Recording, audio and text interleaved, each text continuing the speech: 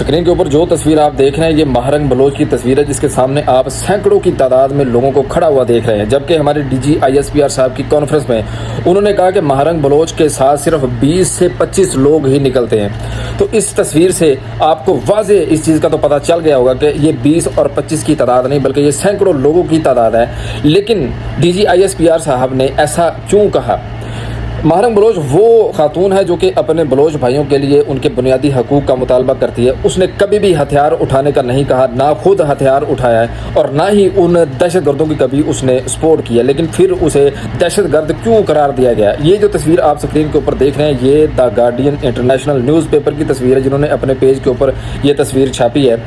इसके अलावा आप इस बात को भी जानते हैं कि महारंग बलोच वो खातून है जिसे नोबेल प्राइज़ के लिए अनाउंस किया गया है। तो कोई भी ऐसी खातून जो कि दहशत गर्दी में मुलविस हो उसे कभी भी नोबेल प्राइज़ के लिए नामजद नहीं किया जा सकता। महारंग बलोच हमेशा अपने बुनियादी हकूक़, अपने लोगों के बुनियादी हकूक़ की बात करती है, अमन की बात करती है। और महारंग बलोच वो खातून है जो कि ये मुतालबा करती है कि अगर उनकी अजीज़ों को शहीद कर दिया गया तो कम से कम उनकी लाशें ही उन्हें फराहम कर दी जाएँ। तो इसमें कहीं भी दहशत गर्दी का तासुर नज़र नहीं आता।